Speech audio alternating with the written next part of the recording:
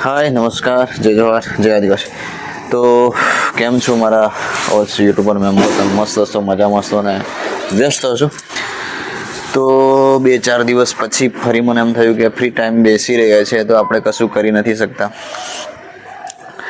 હું અમુક જે વિડીયો જોઉં છું અને મને કંઈક આશ્ચર્યચકિત થઈ જવાય છે કે હારું જોઈને કંઈક અલગ જ લાગે છે કે યાર આટલા મોટા જેમનું એક ગુજરાતમાં સારું એવું નામ છે એવા જેમને તમે જોવો છો, તમે જે એમને ફોલો કરો છો, બરાબર છે, એવા બહુ સારા એવા સિંગરો છે, સારા એક્ટરો છે સર। એ પણ જો સોશિયલ મીડિયામાં એક્ટિવ હોય તો પછી આપણે કેમ ના હોય છે, આપણે કેમ ના કરી શકીએ। તમને હું કહું તો જે કોમેડીની અંદર તો જીતુ પંડ્યા ના હોય તો કંઈ આપણને મજા આવતી નથી। જીતુ પંડ્યા છે, ગ્રીવા કંસારા છે, અને સિંગિંગમાં વાત કરીએ તો અત્યારે મેં જોયું કે એક બહુ ગુજરાતમાં એક બહુ સારું જેનું નામ હોય, એટલું મોટું નામ હોય અને એમને પણ સોશિયલ મીડિયામાં એક્ટિવ થવાનો આટલો બધો શોખ હોય તો આપણને કેમ ન હોવો જોઈએ। અને હારું મને એક આનંદની વસ્તુ તો એ છે, આશ્ચર્યજનક તો એ છે કે હારું આટલો મોટો વ્યક્તિ કામ જો કરતા હોય,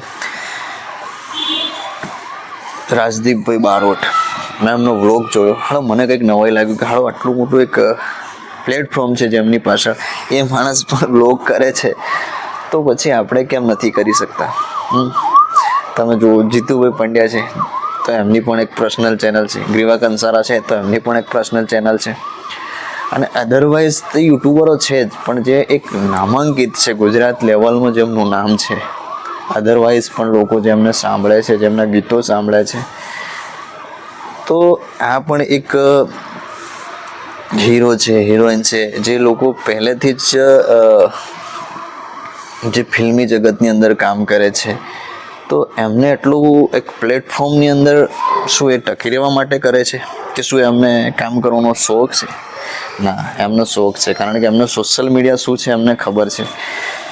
કામ કરવું બહુ જરૂરી છે અને જે લોકો નથી કરતા એમના માટે ખાસ વાત એ છે કે ભાઈ જેમને કરવું છે એ માણસને કોઈ શરમ નથી, ટાઈમ કાઢવો પડે છે, સાહસ કરવું પડે છે।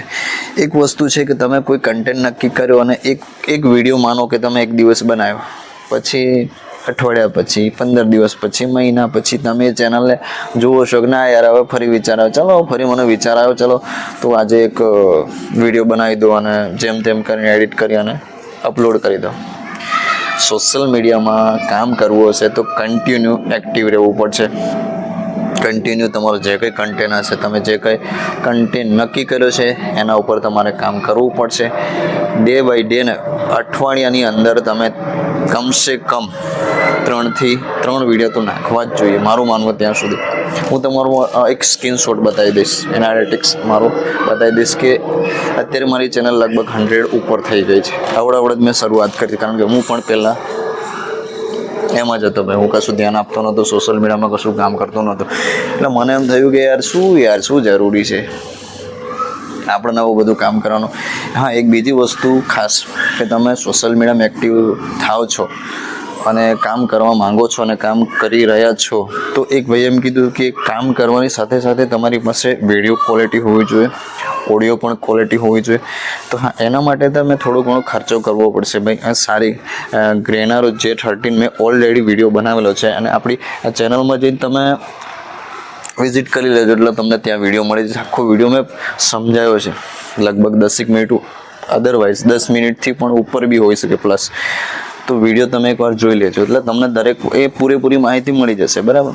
બીજી વસ્તુ કે મોબાઈલ, અત્યારે જ મેં ફ્રેન્ડની હેલ્પથી મેં એક ફોન લીધો હતો Vivo 14, તો એમાં સારું રિઝલ્ટ છે, સારી ક્વોલિટી છે, HD વિડીયો થાય છે અને મને કોઈ પ્રોબ્લેમ થતો નહીં। હું આરામથી એકદમ સરસ અને આરામદાયક હું વિડીયો બનાવું છું, બરાબર। તો મને મજા આવે છે, એટલે આપણને એક ક્વોલિટી બી મળે છે, કામ કરવાની પણ મજા આવે છે। તો આ વસ્તુ પર ખાસ ફોકસ આપણે કરીએ કે જે લોકો નવા છે, જે કામ કરી રહ્યા છે એમના માટે નહીં પણ જે લોકો કરવા માંગે છે, જેમને શરૂઆત કરવી છે, શું ખબર અત્યારે કરતાં કદાચ આવનાર સમયમાં જો અત્યારે જે રેવન્યુ છે એનાથી કંઈક કદાચ આવનાર સમયમાં વધી જાય તો.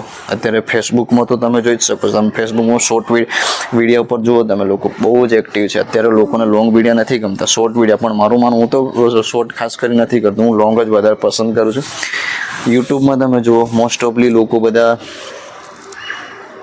લોંગ વિડીયો કરતા, જે લોકો વ્લોગ કરતા હોય કે અમુક જગ્યાએ જવું પડતું, અમુક સ્થળ પર જવું પડતું હોય, અમુક એરિયામાં અંતર પ્રમાણે જે વિડીયો કરતા હોય એમને ખબર હોય છે. બાકી જે લોકો કરે છે એમને તમને ખબર જ છે કે શોર્ટ વિડીયો આપણને પસંદ નથી. શોર્ટ વિડીયાથી શું છે,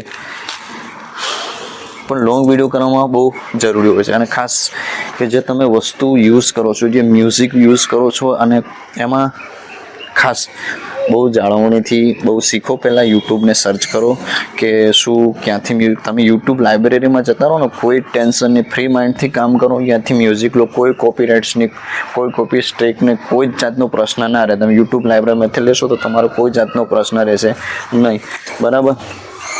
તો આ એમના માટે વિડીયો છે. બરાબર? તો જે લોકો વિચારી રહ્યા છે કે હા યાર અમારે કામ કરવું છે પણ અમે આ બધું કેવી રીતે શીખીએ, શું કરીએ, તો આપણો વિડીયો જોઈ લેજો. બરાબર? વિડીયો પસંદ આવે, વિડીયોને લાઈક કરજો, શેર કરજો, અને ચેનલ ના સબસ્ક્રાઈબ કર્યું તો કરી લેજો. બરાબર? તબ તક વિડીયોને એન્જોય કરો.